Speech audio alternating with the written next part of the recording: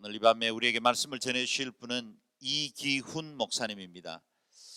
저와 함께 91년 12월에 온누리교회 사역을 시작했으니까 저희는 만 25년 동안 온누리교회를 섬긴 믿음의 동지입니다. 물론 제게는 선배이기도 하고 또 아름다운 목양의 본을 보여주신 좋은 모델이기도 합니다. 그동안 중국의 선교사로 대련 온누리교회, 그리고 또 호주에서 시드니 온누리교회 여러 사역도 섬기셨고, 또 지금은 사회 선교 본부의 본부장으로 섬기시는 분이십니다. 우리가 평생 동지로 여기까지 왔는데 오늘도 귀한 말씀으로 우리에게 큰 은혜 끼칠 줄 믿습니다. 우리 목사님 박수로 환영해 주시기 바랍니다.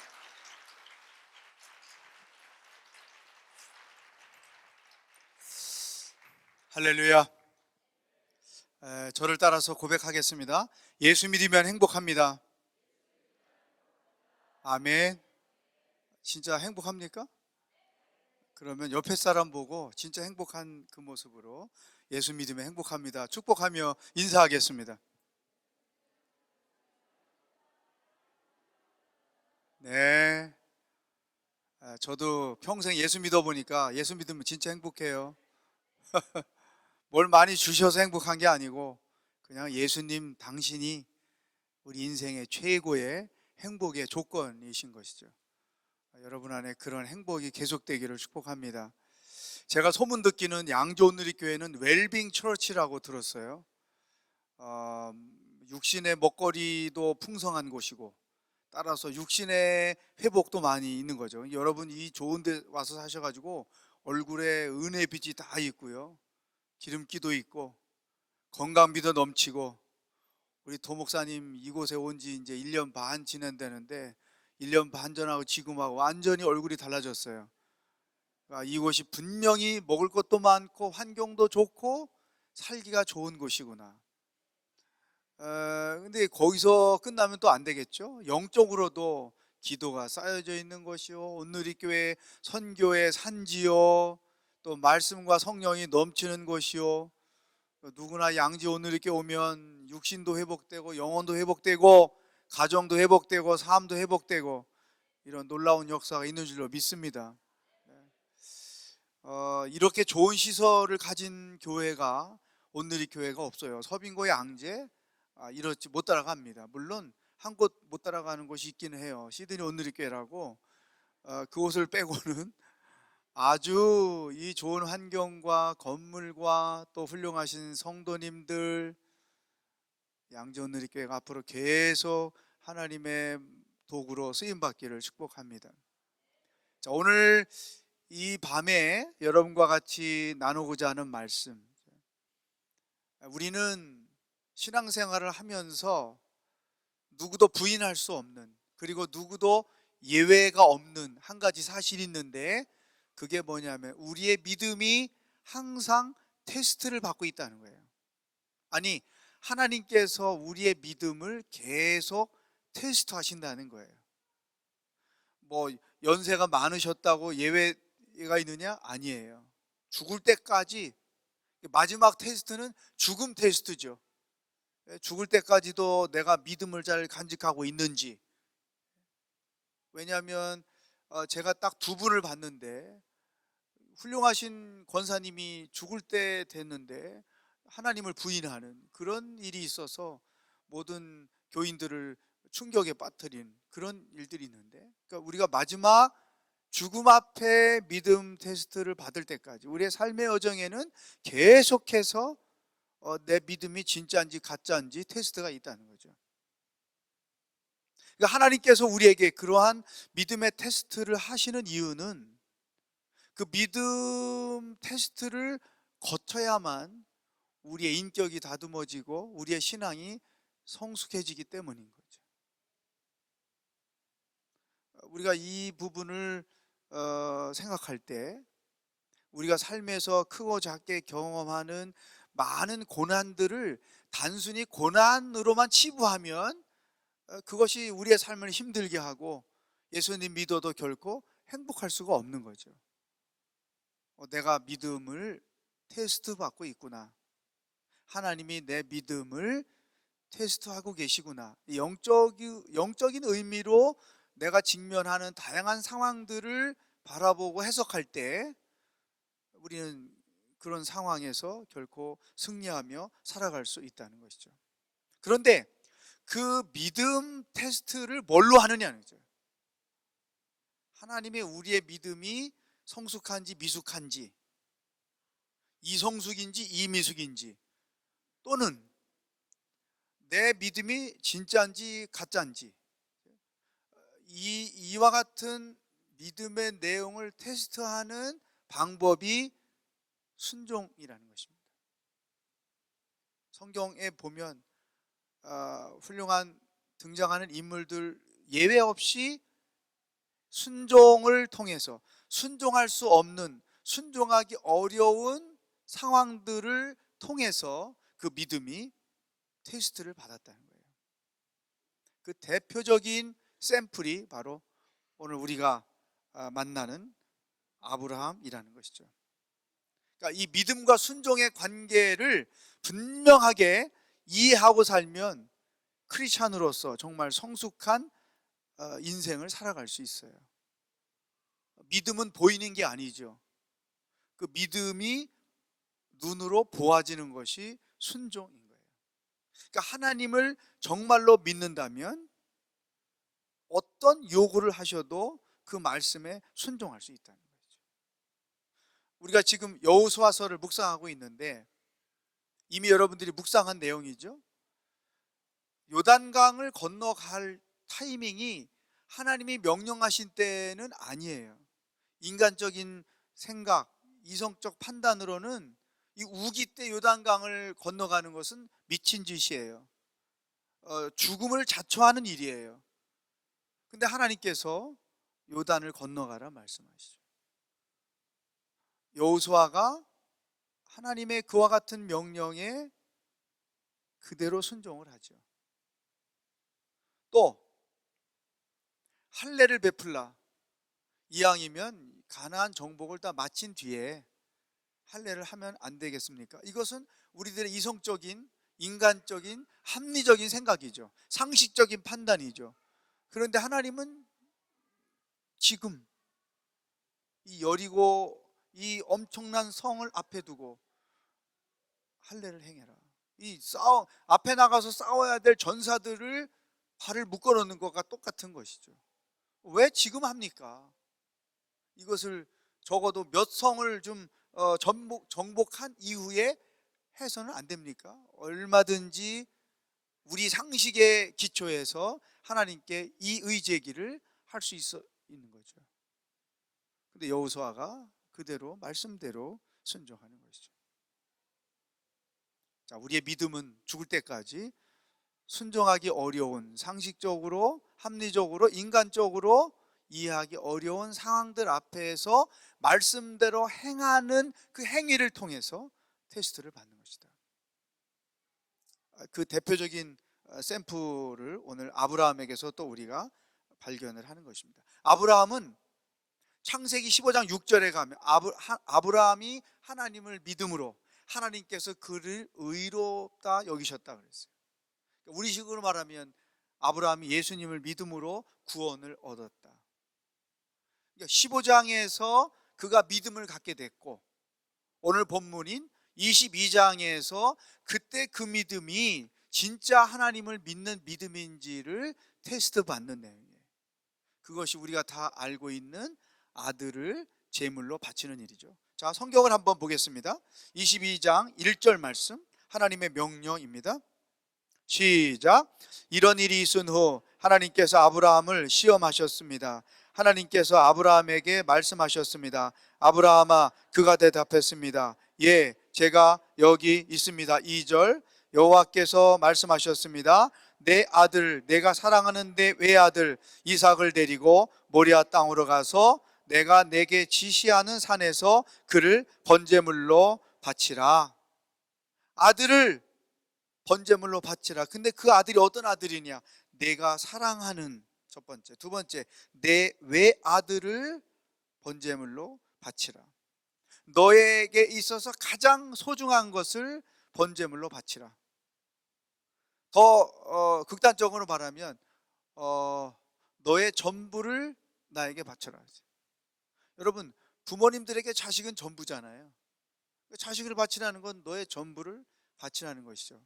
그런데 부모님에게 자식이 전부라는 건 부모님들만 생각이지 자식들은 그렇게까지 생각은 안 하는 것 같아요. 아주 나쁜 자식들이죠.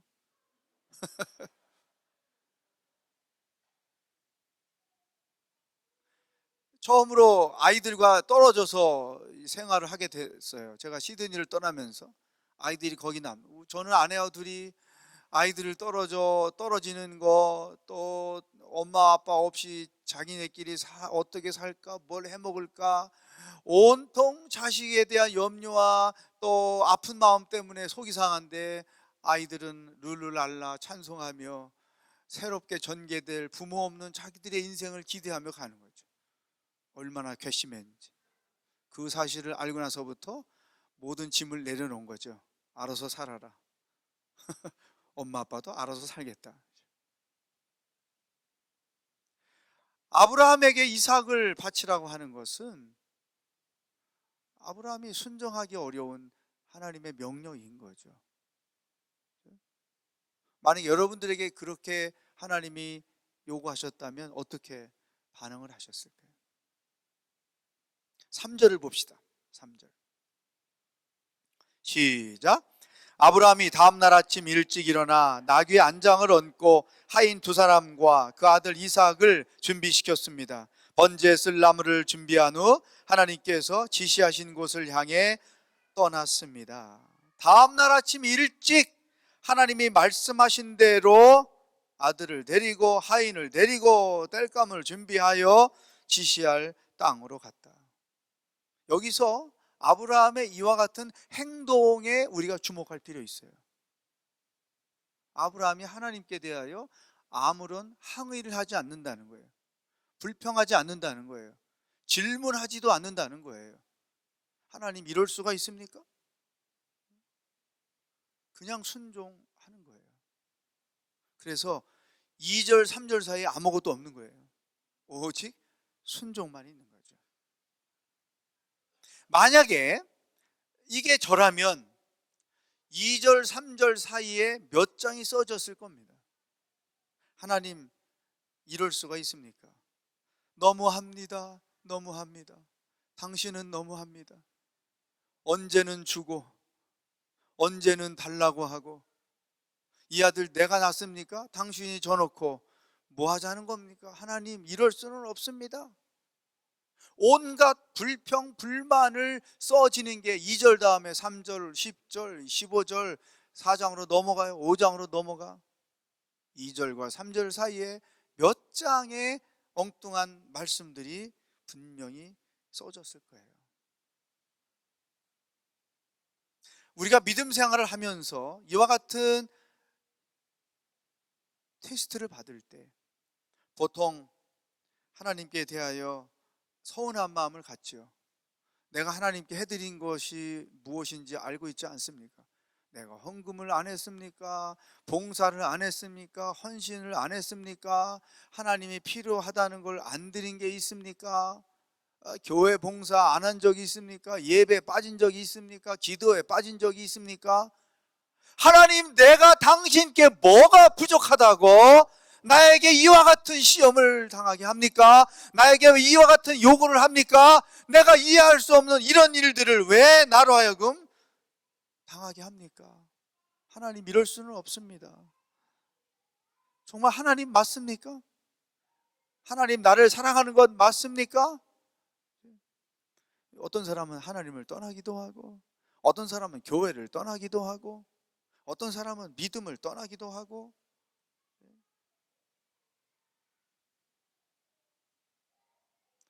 아브라함이 2절과 3절 사이에 오직 순종만 있었다.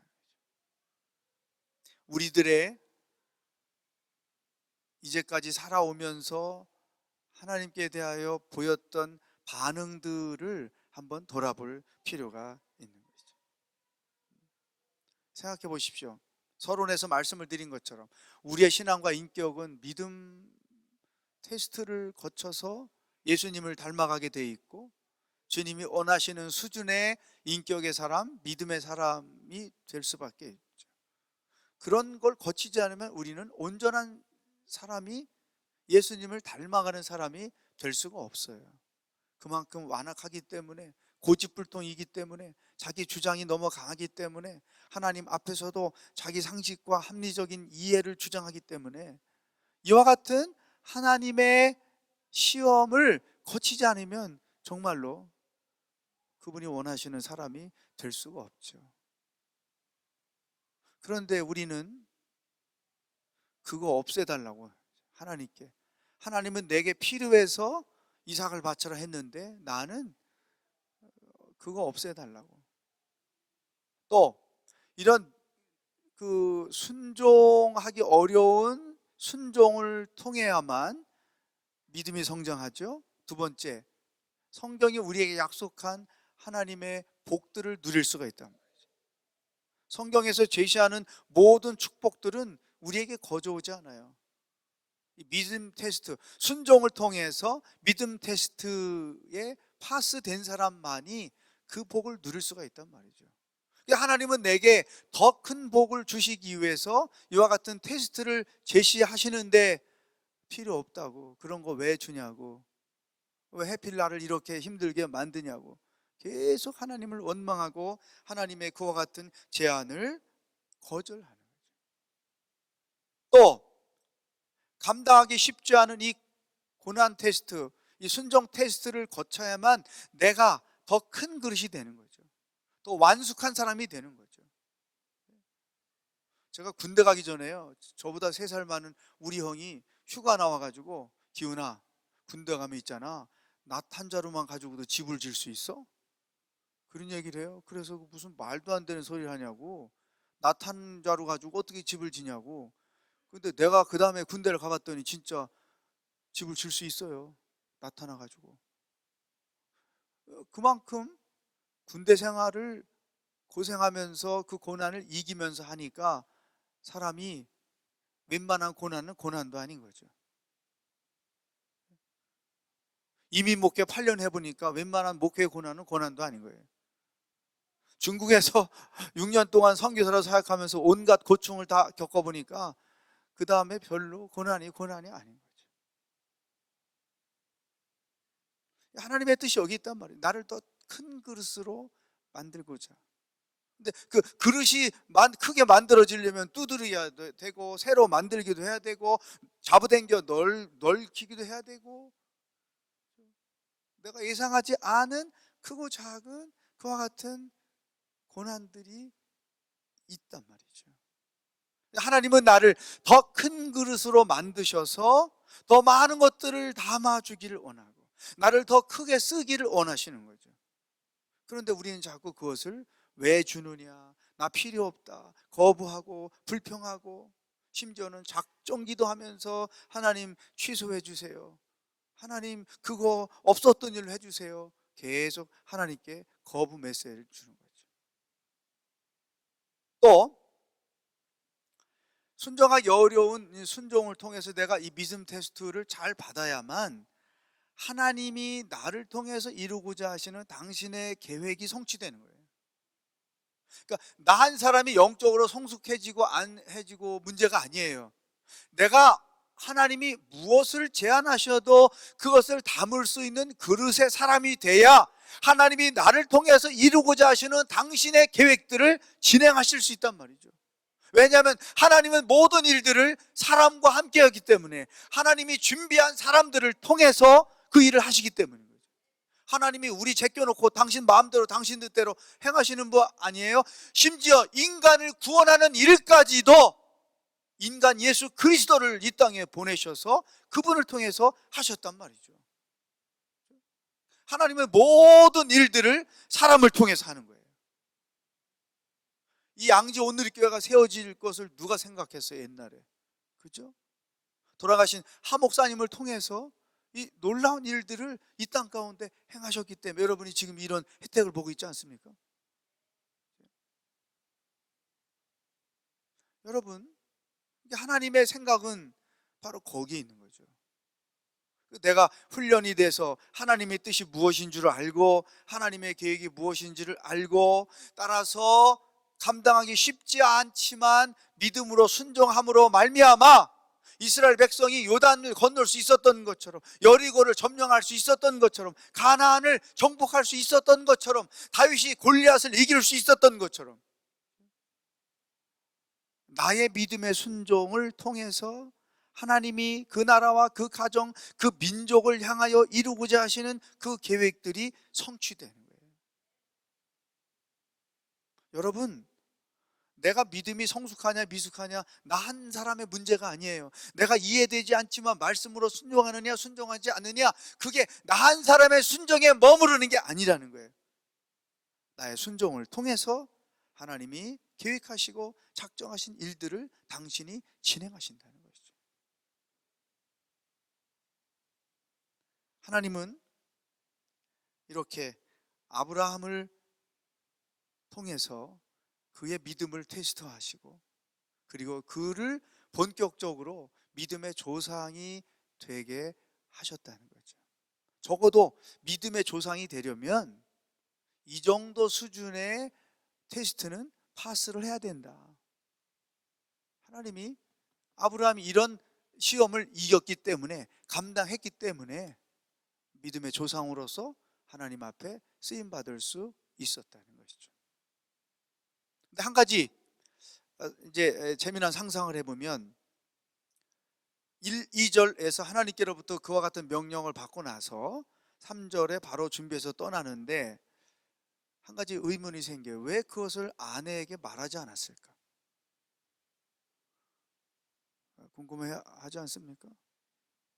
그걸 왜 아내 사라한테 말하지 않았을까? 아마 만약에 이 얘기를 사라에게 했다고 하면 2절과 3절 사이에 또 몇 장이 써졌을 거예요. 당신이나 죽어라. 당신 정신 나갔냐? 이제는 치매기가 있구나. 아니면은 아브라함이 밤에 얘기했어요. 그리고 아침에 일어났더니 이삭과 함께 없어졌어. 그래서 아브라함이 이삭을 찾으러 온 사방을 다니나 찾지 못하고 해가 넘어갈 때 빈손 털터기로 집으로 돌아왔더라. 성경에 그렇게 쓸 수 있어요. 아내에게 말하지 않고 즉시 순종했다는 거죠. 아브라함이 이틀 3일 꿍꿍대고 고민하다가 나흘째 되는 해, 주여 도저히 그건 못하겠습니다. 이삭 대신에 나를 제물로 받으시면 어떻겠습니까? 이렇게 말할 수도 있어요. 그죠? 2절과 3절 사이에 아무것도 없는 이유, 여기 있는 거예요.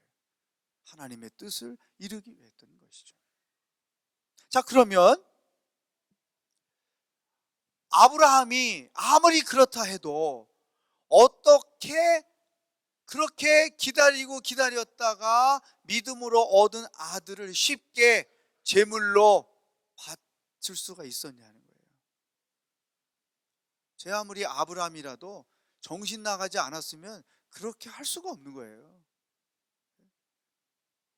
이때에 아브라함이 이렇게 2절과 3절 사이에 오직 순종이라는 한 단어만 있게 된 배경, 그것이 무엇일까?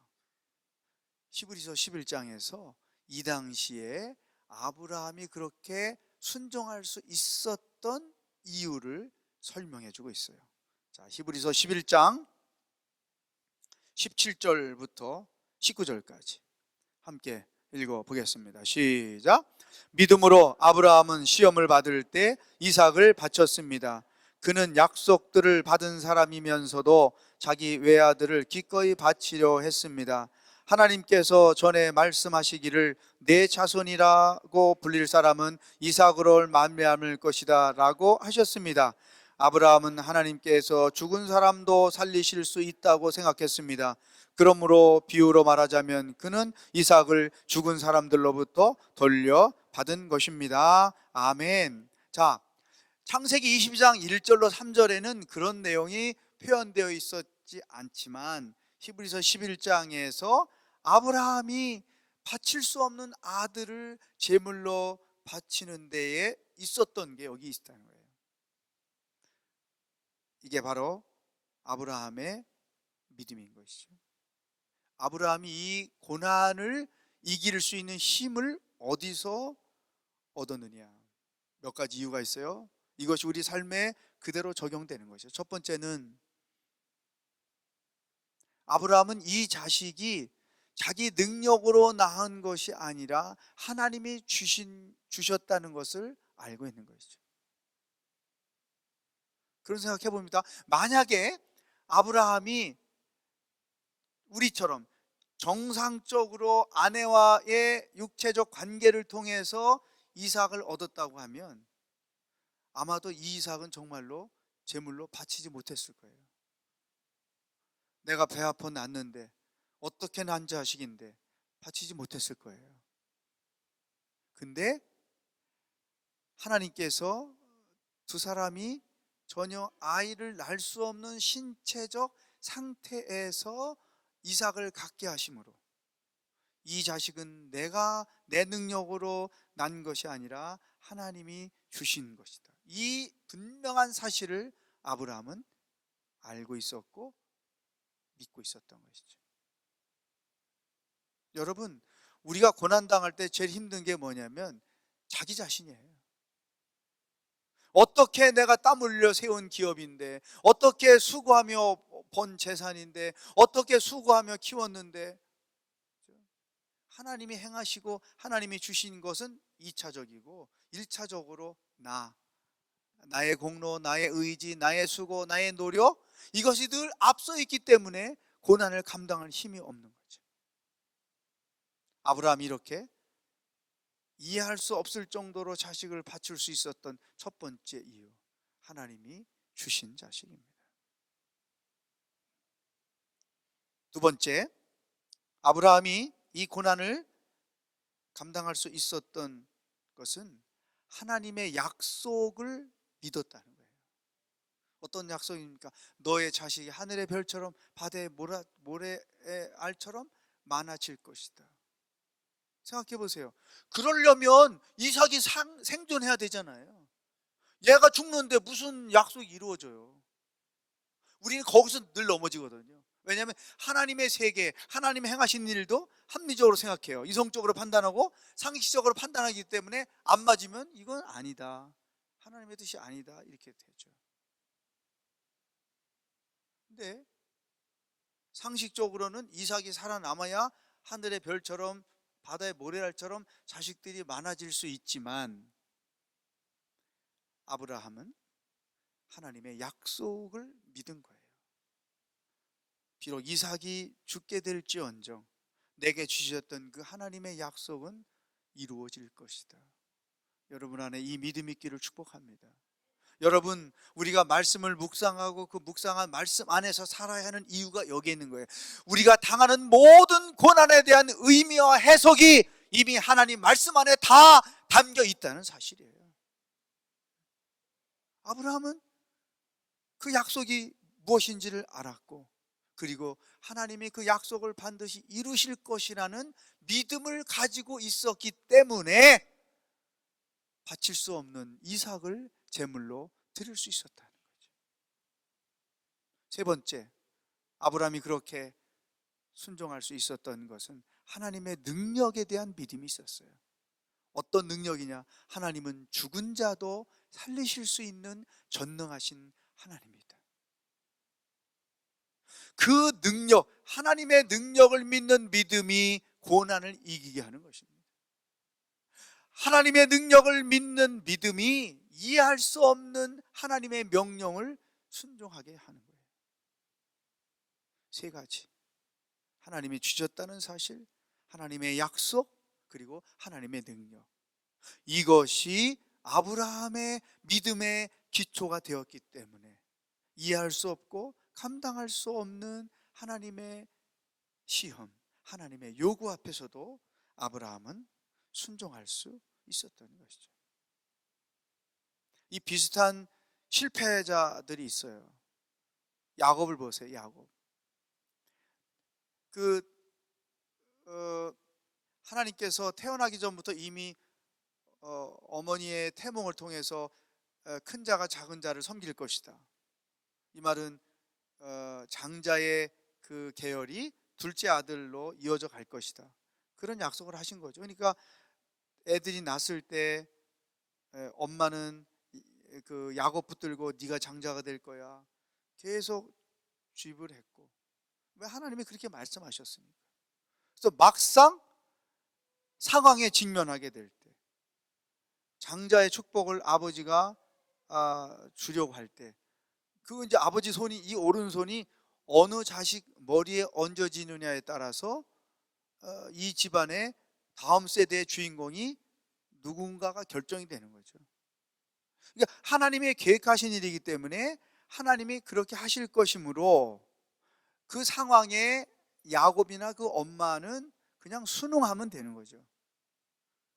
그런데 하나님의 그 약속에 대한 믿음이 없었기 때문에 장자의 축복을 하나님이 하게 하지 않고 인간이 인위적으로 만들어 버리는 거죠. 우리가 이런 실수 굉장히 많이 할 수 있어요. 하나님의 뜻이 이루어지기는 이루어졌어요. 예? 그런데 그것을 내가 이루었느냐, 하나님이 이루셨느냐. 우리는 하나님의 뜻이 이루어졌다는 그 하나만으로, 그 사실만으로 내가 하나님을 대신한 그 행위를 합리화할 때가 많다는 거예요. 하나님의 뜻이 이루어지긴 이루어졌지만 그 뒤에 따르는 그 고통은 얼마나 컸습니까? 그렇게 사랑하는 아들을 그때 이후로 엄마는 잊어버리고 만날 수 없게 되죠. 야곱도 그렇게 사랑하는 자기 엄마 못 보게 되죠. 고향을 떠나게 되죠. 이국 생활에, 이민 생활에 고통을 겪고 살지요. 여러분, 우리가 하나님을 대신하는 것이 교만 중에 가장 큰 교만인 거예요.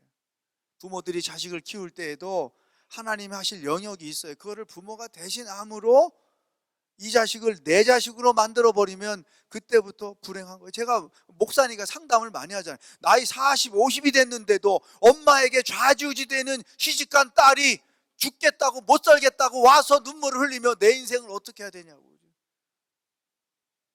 애가 둘이 있는데도 내 인생은 우리 엄마가 망쳤다고. 아니, 당신도 엄마가 됐으니까 당신 인생을 살면 되지. 그게 아니라는 거예요. 하나님을 대신하는 부모들 때문에 평생 인생을 고통받고 사는 자식들이 얼마나 많냐 이거죠.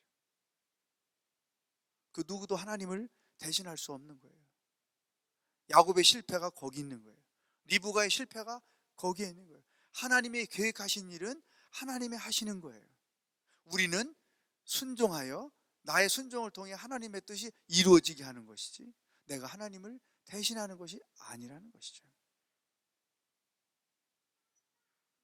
이렇게 아브라함이 하나님이 요구하시는 대로 순종함으로 말미암아 그 이후에 놀라운 일들이 그의 삶의 여정 가운데 계속 이어져 가는 것이죠. 사랑하는 여러분, 우리는 죽을 때까지 믿음을 테스트 받고 살 것이다. 그 이유는 내가 더 예수님을 닮아져야 하기 때문에, 그리고 우리를 다스리시는 하나님의 방법이기 때문에, 따라서 이해되지 않고 상식적으로, 합리적으로, 이성적으로 합당하게 여겨지지 않아도 하나님이 하신 말씀이라면 그 말씀을 따라 순종하는 거예요. 하나님은 그 순종을 통해서 내 믿음을 성숙시키시고 내 인격을 성숙시키시고 성경에서 약속한 축복을 내게 허락하시고 나를 더 큰 그릇으로 만드시고 나로 하여금 당신의 뜻과 계획을 이루어 가는데 도구로 사용하신다는 거죠. 여러분의 인생 여정 이후부터 2절과 3절 사이에 오직 순종만 있기를 주의 이름으로 축복합니다. 이 시간 우리 함께 기도하기를 원합니다. 두 가지 제목을 가지고 기도하고 싶은데요. 첫 번째는 회개의 기도예요. 성령을 체험하려면 회개에 예민해야 됩니다. 하나님, 내가 그동안에 너무 말이 많았고 불평이 많았고 따지는 게 많았고 하나님께 오히려 덤빌 때도 있었고 하나님께 대하여 항의할 때도 있었고 이해할 수 없어서, 이해되지 않아서 하나님 할 수 없습니다 뻗어긴 데도 있고, 아니 지금도 아직 순종 안 하고 있는 그게 있을 수 있어요. 하나님의 의도를 내가 파악하지 못하고 어리석은 언행을 일삼은 때가 너무나 많습니다. 하나님, 나의 그러한 불순종적인 성향들을 용서하여 주시고 이 시간 주님 앞에 순종하는 사람으로 나가길 원합니다. 두 번째, 하나님, 어떤 말씀이든 말씀대로 행하겠습니다. 이해가 안 돼도 말씀대로 하겠습니다. 하나님의 말씀이라면 100% 믿음으로, 약속으로 붙잡고 순종하며 살겠습니다. 결단하는 기도. 첫 번째는 회개하는 기도요, 두 번째는 결단하는 기도를 드리며 하나님께로 나가도록 하겠습니다. 다 같이 주여 한번 큰 소리로 외치고 기도하겠습니다.